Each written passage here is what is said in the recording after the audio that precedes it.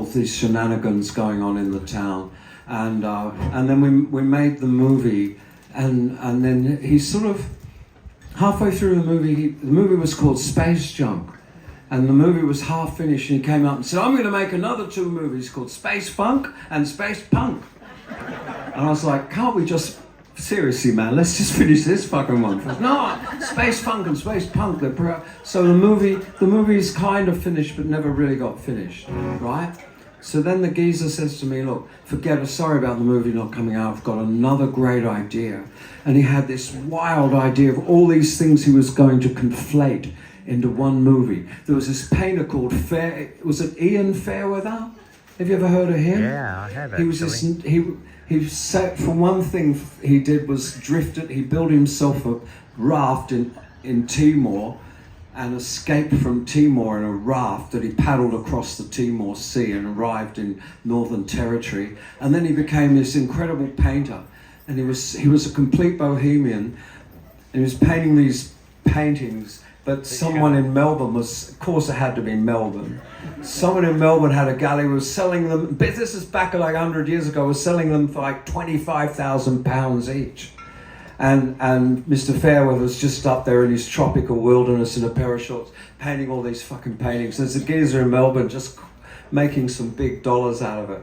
So it was going to be about him, it was going to be about an inland sea, it was going to be about Stevie Wright. It was going to be, it was so many things this movie was going to be about. It was going to take everything in. Anyway, we got on the bus, and there were all these sort of arty types, and we verily drove to TIBOOBURRA, which is in the middle of nowhere, and where the sort of vultures circling all the time on the outskirts. I ain't joking. On the outskirts of town. Anyway, and on the lies kept saying, "When are we going to do the movie? Where's the movie? Where's the script?" One day he threw Ian Fairweather, if it was Ian Fairweather, threw his biography at me and he said, "Write your own fucking script." I'm like, I look at this biography. Yeah, I'm going to extract a script out of this. And anyway, on the very last night, just as the sun was going down, I put on these Ian Fairweather clothes and ran around in the desert, and he did some filming.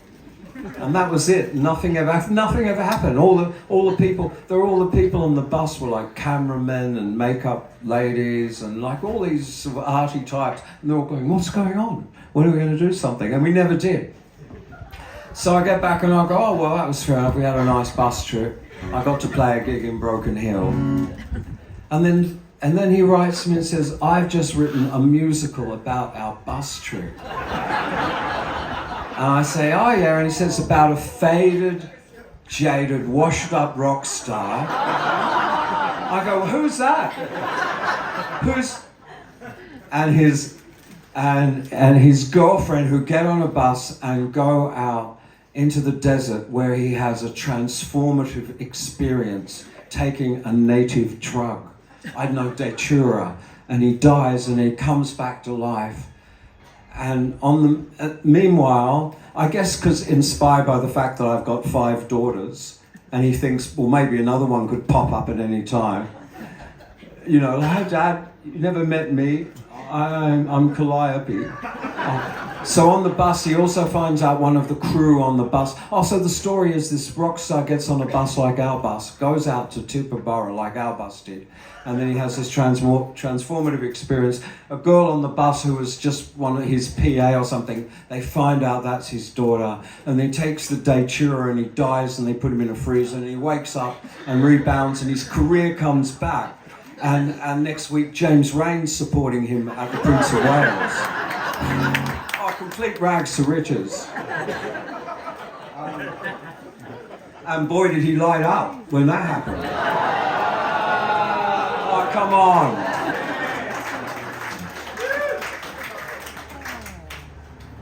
All right.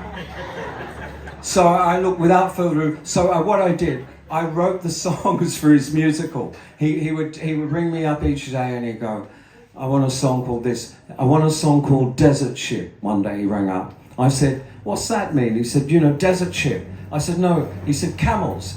I said, "No, camel is a ship of the desert, not a desert ship." And he said, "I want Desert Ship."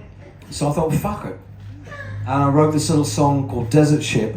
I have the album is available there. It goes, you can see the movie or the musical in your mind. The musical was performed twice in Newcastle on a very rainy afternoon, and to fill up the theatre they got in the local old folks. And not only that, no, I advised him against this. I advised the director against this. He was so ambitious, right? The musical was being performed in a room, and then there was like a corridor that was open, and it was raining, and then the room next door there was a workshop, and he said, I'm going to use both spaces. I said, no, don't do that. And he said, no, I'm going to wait there, you're going to see this. And then, so halfway through the musical, which all of them go, what's going on? I don't understand. Who's that one supposed to be? Who's she touching him now? So they're all watching this musical, right?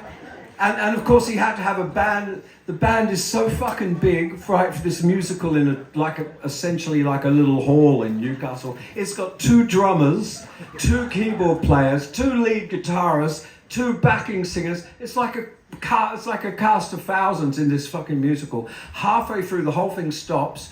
Everybody into this room next door. And where are we going now? Why are we going? And they all walk through, and it's raining. And because there's this sort of congestion as getting all these elderly, I mean, they're my age, these elderly people into this room. They're not, and some in wheelchairs and on crutches and limping. Everybody's soaked, just going from one room to the next. And then when we get in there, the Italian chauffeur who was driving us around for some bizarre reason in his limo is sort of crucified on a wall in a nappy. He's hanging off a wall in a nappy.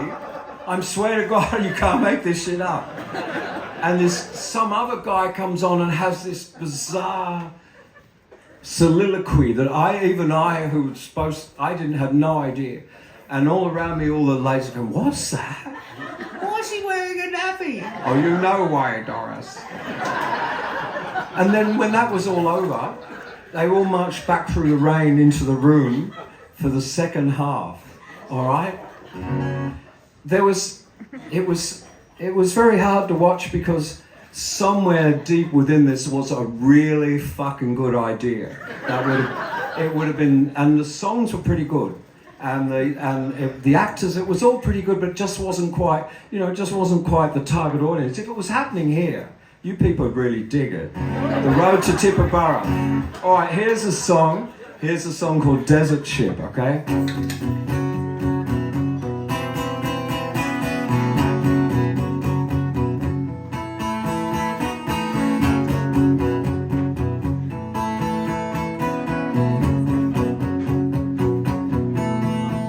There's an inland sea,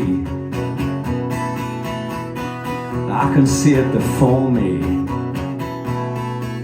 Those gold dog blooms, those pieces of eight.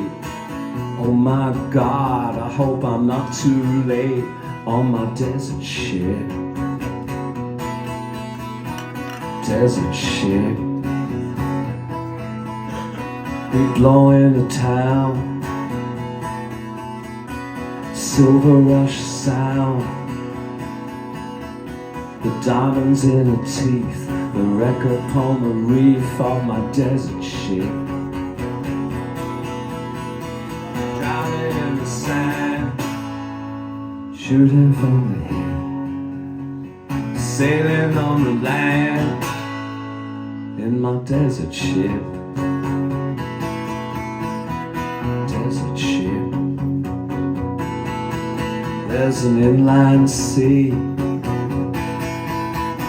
the whales are swimming round in a dream. Haste the sailors, boys, let's behind you down around the scene in my desert ship. We fall into space, I can feel that cosmic wind in my face. The wreck upon the reef, the diamonds in her teeth on a desert ship.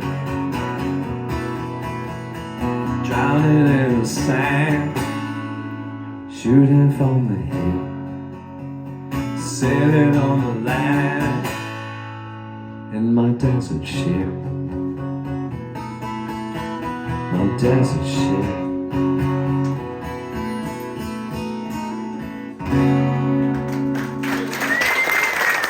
A little more. All right. Yeah, you can buy that.